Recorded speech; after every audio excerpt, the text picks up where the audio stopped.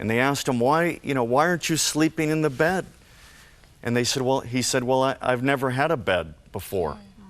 And then through the partnership with Convoy of Hope, we provided food, water, education. And this is what he asked.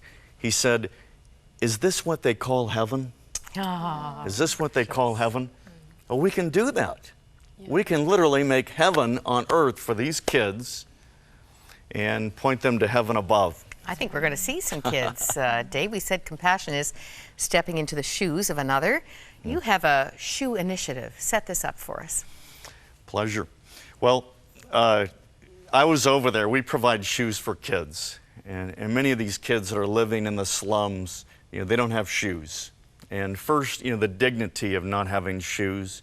But also, without shoes, they can get cuts that lead to infections. Pick up diseases, yeah. Exactly. And so we decided we were going to start providing shoes for these kids. And so I was there, and there's a picture of it in the book of this young lady, and I'm putting shoes on her feet, and then I tore off the tag, the sales tag, and she started crying. And so I asked the director, I said, why is she crying? And he said, well, she's never had anything new before. And so I quickly, tied the tag back on. And when I returned a month later, almost all the kids still had their tags on their shoes. And so one of the headings of my book is, please don't remove the tags. and so we're going to show this. Here we go.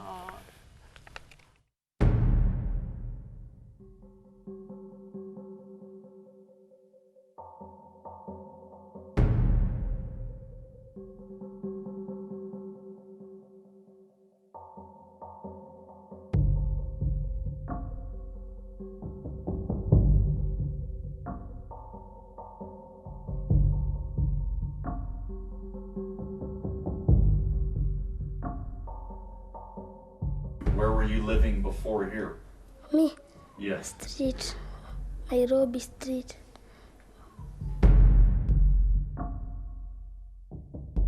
Here is a good home and I live good.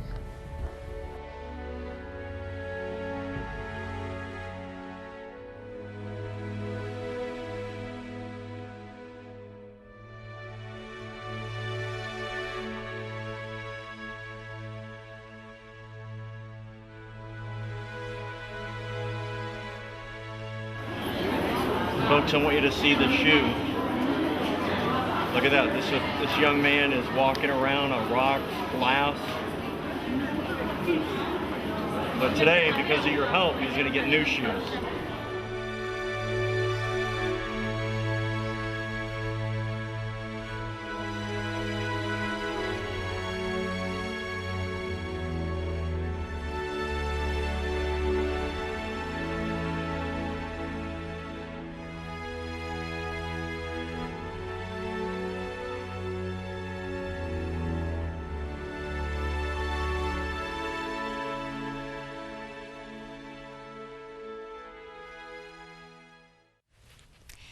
People are not looking for a perfect person to impress them.